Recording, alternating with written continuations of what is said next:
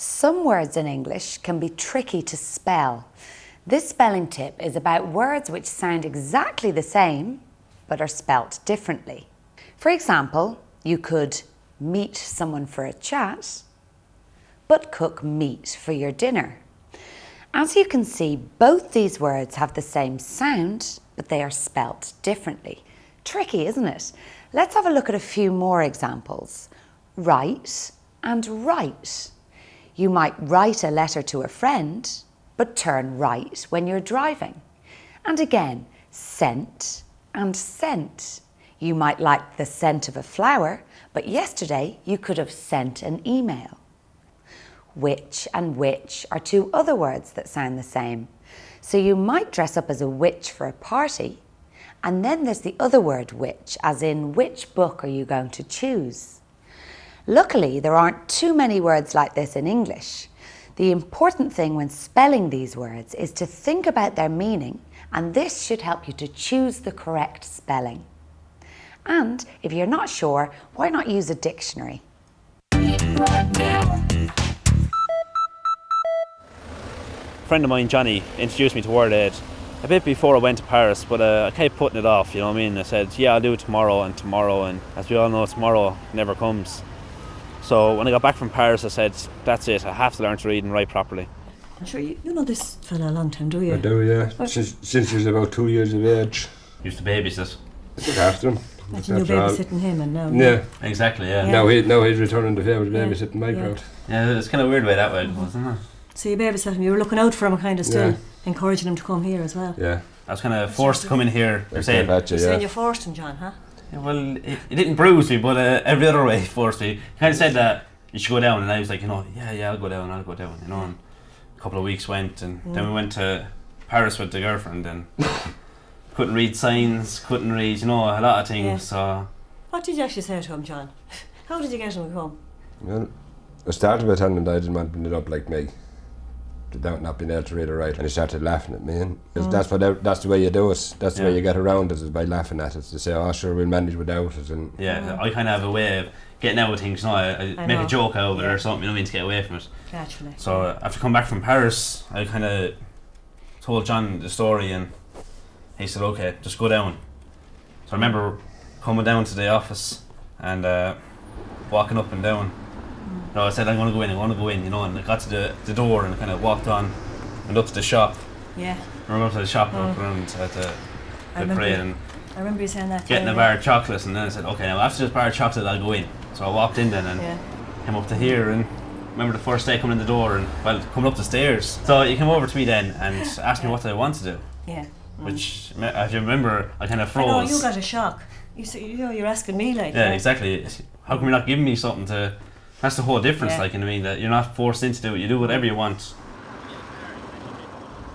I kind of watched martial arts films with my uncle and my father and all, and I always wondered how they do all the moves and everything, because from being a martial artist, I knew that you can't do all these moves just from standing and jumping and kicking. So I liked to get into all the photographs. I knew a lot about photographs from just trial and error. I tried some things out and it didn't work. But after I went to WordAid, I was actually able to read the manuals to the cameras and everything, and it was a big difference, from what I thought I knew and what I learned from the books as well. Earlier in the week, John visited the local internet cafe. Had Pat Tynan responded to his email? This one there from Pat Tynan, click on that. Pat suggested a number of locations centred on the story of Alice Kittler, the Witch of Kilkenny.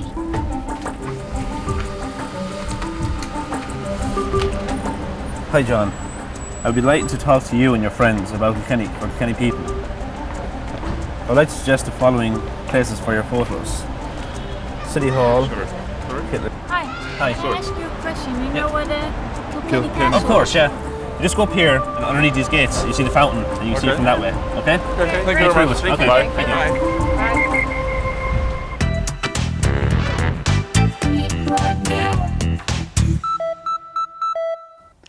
Email is now a very common way for people to get in touch. So this week's reading tip is about reading emails. Remember that you must be on the internet to access your email account. when you go to your email provider's homepage, you should see something like this. This is the homepage for Hotmail. The first thing you need to do is sign in. So you type in your username and password. In many cases, your username is the same as your email address, and you'll have chosen your own easy-to-remember password. Now let's look at how you would check your email. You can see that here there are 3 new messages in the inbox, so you click My Messages to display a list of them. The list is organised into columns: who the email is from, what the subject of the email is, and when it was sent. Glancing through the subjects is a good idea nowadays because a lot of email you'll get will be spam, in other words, junk mail, like you get through your letterbox. So let's have a look at this email with the subject meeting up in Kilkenny. You open it by clicking the line. Once the email is open, the from line shows you who it's from. The subject line tells you what the mail is about, and the date line tells you when it was sent. Finally, the message is here in the main body.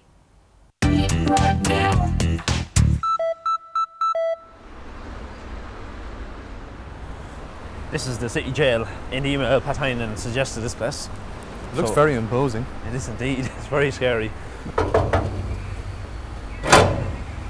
Hi, Pat. Hi. Hello, Pat. Derek, how are you? Nice to meet you. I'm not sure, Pat, now to be perfectly honest with you, that I like this place. It's a bit spooky looking. It looks like the kind of place you'd send somebody you didn't like. You know what I mean? Very old building, which was converted into a prison in the 16th century, but it's from the 13th century. And 13th century Kilkenny was quite a famous time, of course, and Kilkenny was the home of the witchcraft trial. Alice Kittler, which was one of the first witch trials in Ireland. And we'll be seeing the building later on, where she used to live. And for stealing a loaf of bread, she got 4 years. Can we take some pictures around here, because they'll be perfect for us, I'm sure. Great pictures of cells here. Right, well, let's get a couple of snaps. Can I just snap away? Just. And you can see how dark they are. They had no lights, of course, in the cells one time. Oh, very good, that one, actually. There's just the tiniest bit of light. Could you imagine having been in here? Hang on a second. A picture looking out. Now, something to tell you. Don't forget, you can find out about everything we've covered in today's programme, including emails, if you get yourself a copy of the free Read Right Now workbook. Just call Nala on 1-800 20 20 65. Remember, it's a free phone number and the workbook is free. 1-800 20 20 65. All right? Goodbye for the moment. Here in the basement of historic Kittler's Inn, it's finally showtime, and John and Derek's digital pictures are transferred from camera to screen. In just a moment, Pat will tell us the entire story of Kittler's Witch, aided by John's photographs, which has been taken over the past few days and today. And we're joined by some of John's family and friends. Hi, everybody. Hi. You're going to love this story, and it's going to look brilliant. In the meantime, here's a look back at some of the things we covered in today's Read Right Now. It was email all the way in this week's programme. In our Get It section, we looked at setting yourself up with an email address with one of the service providers like Hotmail. You need an address which is different from anybody else's, and once you've got it, you're ready to send messages or get messages from all over the world. We looked at reading and writing emails. We saw that when you write an email, you need to put in the email address of whoever you're sending it to. You also need to include the subject and the message. Then, when you receive an email, you'll be able to see, even before you open it, who it's from, when it was sent, and what it's about. Our spelling tip was about words which sound the same but have different meanings, like meat and meat, or witch and witch.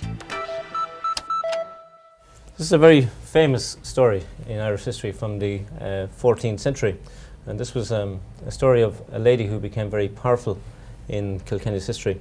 a family who arrived with the Norman conquest and established a business of money lending. And when her father, Joseph, died, Alice took over the business. She became very powerful, married 4 wealthy gentlemen in Kilkenny. Now, her 4 husbands died mysteriously. A very beautiful lady in her time. There was some jealousy in the city.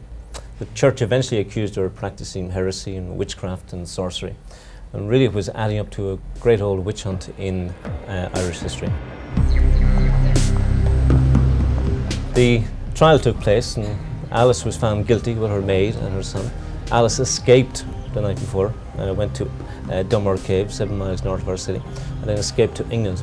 That left her son and her maid, and the son was going to be hanged, but he was pardoned by the church and paid for the building of a lead roof in St. Canice's Cathedral. And the poor maid, Petronella, well, she took the brunt of everything. And she was the lady who was tied to a cart. She was whipped through the main street and burnt alive on the high street, where the town hall is today, which you saw earlier on. Of course, it's a great pastime for people to come out and see someone being burnt at the time. I'm sure it was lovely. Could you imagine?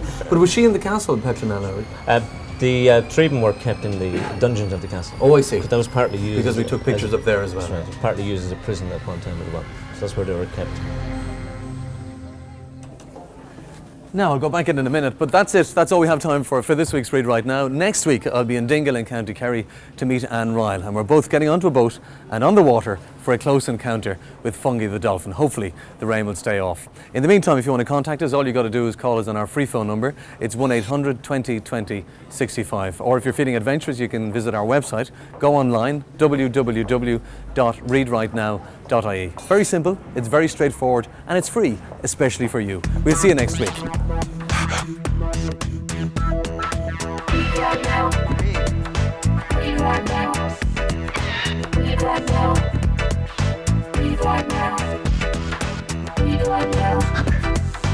Read right now.